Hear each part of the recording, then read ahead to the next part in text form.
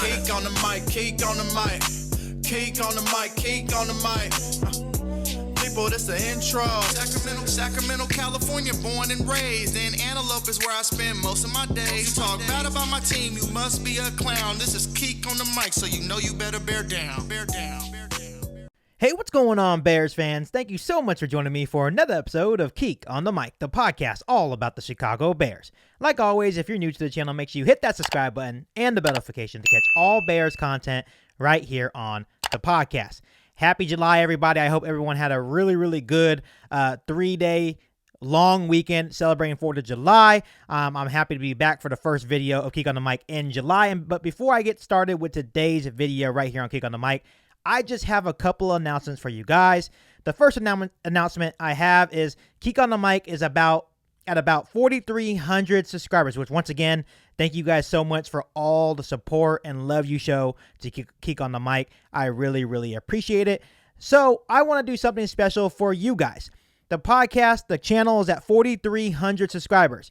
Once the channel gets to 5,000 subscribers, I am going to be giving away a couple of prizes. I'm thinking about maybe some signed jerseys from maybe some legends like Brian Urlacher, Lance Briggs, maybe Mike Singletary, right? But we need to get the channel to 5,000 subscribers before I do this big giveaway. So like always, make sure you share this channel to every single Bears fan that you know and help me get to 5,000 subscribers. And once again, I thank you guys so much for all of your support.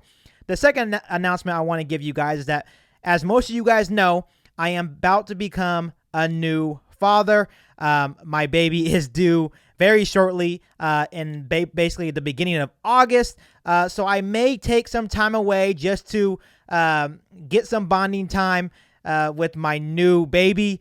And I hope you guys can understand that. But I will definitely be back. And I'll definitely remind you guys as it gets closer that I will not be posting as many podcasts as I would like to, but I hope you guys understand that I am just trying to get some bonding time with my new baby that's about to be coming into this world in August. So once again, thank you guys so much for the support, and let's get started with today's video, which I'm super excited about today's topic. I think we're going to have a good conversation, but the report out of Chicago is this: Cody Whitehair is showing strong leadership to the young offensive linemen on the team. And it's crazy to kind of talk about Cody Whitehair because he is now like the old man of the group. He just turned 30 years old, and now he's like the veteran of that offensive line group, and all the young offensive linemen are looking to him to be that leadership and that veteran presence that they are looking for, which makes a lot of sense. When you look at Cody Whitehair, he has the most experience so far on this offensive line. Obviously, I think he's been on the Chicago Bears, for maybe like 8 seasons now. So he's been in Chicago for a long time. He has the most experience on the offensive line. He knows how to play in Chicago. So it makes a lot of sense. And even though he has never been the vocal type, if you know Cody Whitehair, if you're a true Bears fan, you know that Cody Whitehair is very quiet. But he is finally stepping up as a leader, and I think he kind of has to step up as a leader. And rookie Braxton Jones kind of talked about this in a recent press conference about how Cody Whitehair is stepping up as a leader. These are the exact words that Braxton Jones had to say on Cody Whitehair's leadership. I think they've been harder on me, and I like it like that. Even going against a guy like Cody Whitehair, he's hard on me. Every play, he's like, come on, you got to get off the ball. You got to do this. And so I think it's great for me, and then getting on me a little bit more is something I need. The respect is there, but also I think the level of let's go is there as well. I know I'm a 5th-round draft pick and everything like that, but I was drafted for a reason, and I think I'm here for a reason, and that's the biggest thing. It's going to be a process for sure. It's just taking it day by day and getting 1% better every day. And obviously, it's great to hear that Cody Whitehair is stepping up as a veteran and stepping up as a leader. And the truth be told, Bears fans, he kind of had no choice. When you look at the offensive line, there has been so much turnaround with not only adding veteran players, but also adding a lot of young offensive linemen as well. Cody Whitehair really had no choice but to step up. as a leader. And even though it is the coach's job to develop these guys, it's always nice to see that players like Cody Whitehair are stepping in and taking these young guys under their wings, and trying to help them get better, trying to help them understand the different techniques of maybe blocking different blockers, maybe blocking different guys like Khalil Mack or Robert Quinn or Travis Gibson, giving them tips and techniques to make their game better. And I really like hearing stuff like this. And it's not like Cody Whitehair is trying to be negative to these guys. He's like, no, come on, you have to do this way. You have to practice hard. You have to try to perfect practice before you can get better in the game. What's that old saying? Practice like you play, right? And that's what Cody Whitehair is trying to teach these young guys. And obviously, young guys like Braxton Jones are buying in to what Cody Whitehair has to say.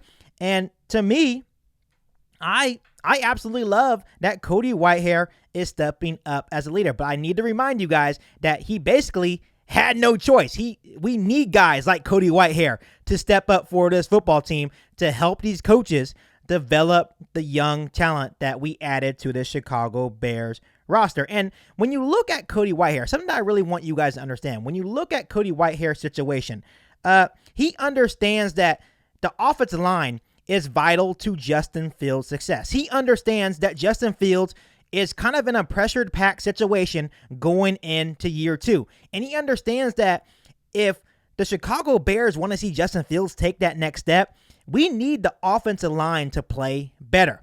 The Bears' offensive line has been pretty bad for a very long time. There may have been a couple years here and there where they were decent, but the Bears' offensive line hasn't been really good in a very long time. And obviously, Cody Whitehair has been a part of some very bad offensive lines, right? In his Chicago Bears tenure. And he understands that. But there's also this aspect that Cody Whitehair has always been one of those guys that's dependable. He does this job. Has he always been perfect? No. But I feel like Cody Whitehair has always been a consistent offensive lineman for the Chicago Bears. And another thing that's cool about Cody Whitehair stepping up for these young guys, because at a point, he was that young offensive lineman, right? He was a second-round draft pick for the Chicago Bears years ago. And he got to play with some really good veterans like Kyle Long, Josh Sitton, right? He listened to those guys, giving him advice. He listened to those guys, right? So now he can take what he learned from guys like Kyle Long and Josh Sitton and give that knowledge to guys like Braxton Jones. So it's cool how it's finally coming full circle and Cody Whitehair is stepping up as a leader. And I know that deep down, Cody Whitehair, like all players in the NFL, he is a competitor. He is tired of people talking mess about the Chicago Bears offensive line, right? He understands that it's a weakness. He understands that it's still a work in progress. And we all know that. The offensive line is still a work in progress. But he is doing everything in his power to change that. Obviously, he has to go out there and do his job as well. But I'm not worried about Cody Whitehair. I know he's going to do his job. But he understands that everyone else around him has to do their jobs as well. And it's a good start to see that guys like Cody Whitehair are stepping up and helping these young guys, getting them up to speed, because at the end of the day, that can really help a guy like Braxton Jones. And I truly feel that a guy like Braxton Jones, he's obviously competing for the left tackle starting job for the Chicago Bears offensive line. So it's good that Braxton Jones is taking in that advice that he's hearing from Cody Whitehair, and I think it's really going to help Braxton Jones in the long run. So obviously, like I said, overall, this offensive line is still a long ways away. Obviously, we still need to see training camp. We still need to see in the preseason. I still think it's going to be some bumps along the road even when we get to the regular season. But I think the Bears offensive line may finally be going in the right direction. Yes, it's looking very young, very inexperienced. But that's how you start franchises, right? That's how you build football teams, through the draft. That's what Ryan Poles did. Added a lot of young offensive linemen that are ready to compete.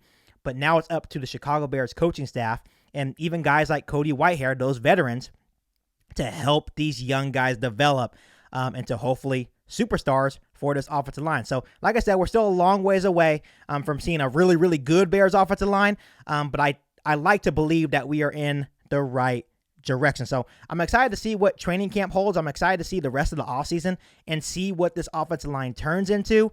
But as of right now, I'm just going to sit back and, like always, enjoy the process as a Bears fan. But before I let you guys go, I want to ask you guys this one question. On a scale of 1 to 10, how confident are you guys in the Bears offensive line this season? Right now, if I had to give them a 1 through 10, I'm at about a 5 or 6. Like, I'm cautiously optimistic, but obviously we need to see it to believe it. But once again, I know that we're still a long ways away from hopefully having a really, really good Bears offensive line. So right now, I give it about a 5 or 6. So let me know down below what you rate this Bears offensive line and confidence level from a scale of 1 to 10. But before I let you guys go, make sure you hit that subscribe button and the bell notification to catch all Bears content right here on the podcast. Make sure you follow me on all my social media platforms, and make sure you share this episode of Geek on the Mic with every single Bears fan that you know. But other than that, I'll be back for our all-new Bears podcast right here on Geek on the Mic. Thanks, guys, and bear down. You ain't bout it, you ain't bout it, you ain't Geek on the Mic. You ain't bout it, you ain't bout it, you ain't Geek on the Mic. You can go and subscribe, cause I be on it right.